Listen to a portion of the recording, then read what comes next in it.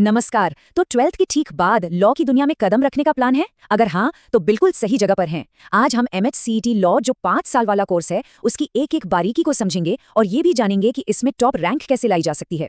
इससे पहले ये समझते हैं कि कंपटीशन कितना तगड़ा है। जरा सोचिए, हर साल 10,000 से भी ज्यादा एस्पिरेंट्स GLC मुंबई और ILS पुणे जैसे टॉप कॉलेजों की बस कुछ 100 सीटों के लिए दौड़ में होते हैं।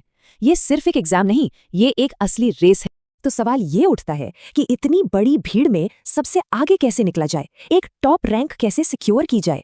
चलिए अगले कुछ मिनटों में हम इसी सवाल का जवाब ढूंढेंगे और एक सॉलिड स्ट्रेटजी बनाएंगे। ठीक है, तो ये रहा हमारा आज का रोड मैप। हम एग्जाम को समझने से शुरू करेंगे, फिर सिलेबस देखेंगे और आखिर में इसे क्रैक करने की सबसे अच्छी स्ट्रैटेजी पर बात करेंगे। सब कुछ कवर होगा। चलिए पहले सेक्शन से शुरू करते हैं कि आखिर ये MHCET लॉ है क्या, और समझते हैं कि ये किसी के लॉ करियर के लिए पहला और सबसे जरूरी दरवाजा क्यों है। बिल्कुल सीधे शब्दों में कहें तो अगर 12वीं के बाद महाराष्ट्र के किसी भी टॉप लॉ कॉलेज से BA LLB जैसा 5 साल का इंटीग्रेटेड कोर्स करना है तो MHCET लॉ ही वो एग्जाम है जिसे क्लियर करना पड़ेगा। ये आप कह सकते हैं लॉ की दुनिया में एक अर्ली स्टार्ट लेने का सबसे बड़ा मौका है। सेक्शन 2, एग्जाम का ब्लूप्रिंट। देखिए, किसी भी खेल को जीतने के लिए उसके नियम समझना सबसे जरूरी होता है। अच्छा, अब ये स्लाइड बहुत बहुत ज्यादा इंपॉर्टेंट है। ये एग्जाम का पूरा ढांचा है। जैसा कि साफ साफ दिख रहा है, लीगल एप्टीट्यूड और लॉजिकल रीजनिंग दोनों का वेटेज सबसे ज्यादा है। 32 मार्क्स, मतलब कुल 120 में से 64 मार्क्स तो इन्हीं 2 सेक्शन से आने हैं। ये एक क्लियर इशारा है कि तैयारी का मेन फोकस कहाँ होना चाहिए। यहाँ 2 बातें हैं जो पूरी स्ट्रैटेजी बदल सकती हैं। पहली, ये एक कंप्यूटर पर होने वाला ऑनलाइन एग्जाम है, और दूसरी, जो कि सबसे ज्यादा जरूरी है, इसमें कोई नेगेटिव मार्किंग है ही नहीं। इसका मतलब सीधा है, हर सवाल का जवाब देना है, चाहे उसका जवाब पता हो या ना हो, छोड़ना कुछ भी नहीं है। तो अब जब हम एग्जाम का पैटर्न समझ गए हैं तो चलिए तीसरे सेक्शन में चलते हैं और सिलेबस को थोड़ा और गहराई से देखते हैं। आइए जानते हैं कि हर सेक्शन में असल में पढ़ना क्या क्या है।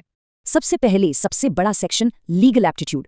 यहाँ पर रट्टा मारने से ज्यादा लॉ के प्रिंसिपल्स को समझना और उन्हें दी गई सिचुएशन पे अप्लाई करने की एबिलिटी टेस्ट होती है। इसमें भारत के संविधान की बेसिक बातें, लॉ ऑफ टॉर्ट्स और कॉन्ट्रैक्ट्स के फंडामेंटल्स पता होने चाहिए। इस तरह के सवाल की उम्मीद की जा सकती है।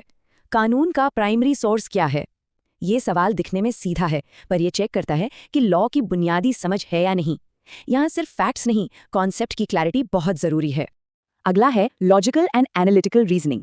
ये सेक्शन पूरी तरह से प्रॉब्लम सॉल्विंग और क्रिटिकल थिंकिंग स्किल्स के बारे में है। इसमें ब्लड रिलेशन, सिलोजिज्म से लेकर सीटिंग अरेंजमेंट और पजल्स तक सब कुछ शामिल है, जो लॉजिकल ब्रेन को टेस्ट करेगा। अब बात करते हैं जनरल नॉलेज और करंट अफेयर्स की। ये सेक्शन स्टैटिक जीके जैसे हिस्ट्री, ज्योग्राफी और हाल की घटनाओं का एक मिक्सचर है। यहाँ पर सबसे जरूरी है पिछले 1 साल के नेशनल और इंटरनेशनल इवेंट्स पर पैनी नजर रखना।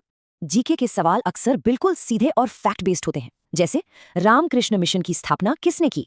यहाँ कोई एनालिसिस नहीं चाहिए, बस सही जानकारी होनी चाहिए। और हाँ, इंग्लिश और बेसिक मैथ्स को भूलना नहीं है। इंग्लिश में वोकैब्युलरी, ग्रामर और कॉम्प्रिहेंशन चेक होगा। वही मैथ्स जो बस 8 मार्क्स का है, उसमें 10th लेवल के परसेंटेज, प्रॉफिट लॉस और एवरेज जैसे सवाल आते हैं। सेक्शन 4, तैयारी की टूल किट। तो अब जब ये साफ है कि क्या पढ़ना है, तो चलिए इस पर बात करते हैं कि कैसे पढ़ना है।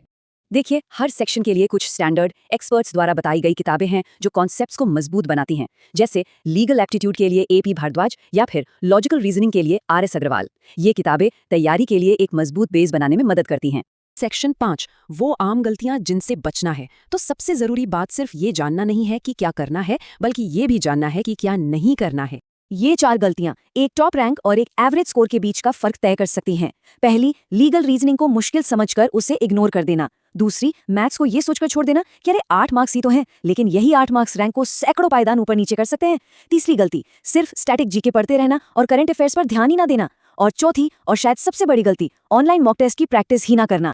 छठा और आखिरी सेक्शन, एक्यूरेसी ही सब कुछ क्यों है। चलिए अब सारी बातों को एक साथ जोड़ते हैं और इस एग्जाम में जीत का अल्टीमेट फॉर्मूला समझते हैं। इस एक बात को गांठ बांध लीजिए, नए 120 सवालों के फॉर्मेट में 5-6 गलतियां भी रैंक में जमीन आसमान का फर्क ला सकती हैं। क्योंकि जब नेगेटिव मार्किंग नहीं होती तो हर एक सही जवाब सोने के बराबर कीमती होता है। यहाँ तुक्का लगाने की आजादी तो है, लेकिन एक्यूरेसी ही टॉप पर पहुंचाएगी।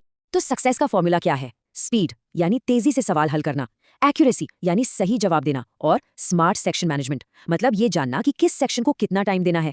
ये सिर्फ नॉलेज का टेस्ट नहीं है, ये स्ट्रैटेजी का भी टेस्ट है। तो अब ब्लूप्रिंट सबके सामने है। सवाल ये है कि क्या अपनी जीत की स्ट्रैटेजी बनाने के लिए सब तैयार हैं?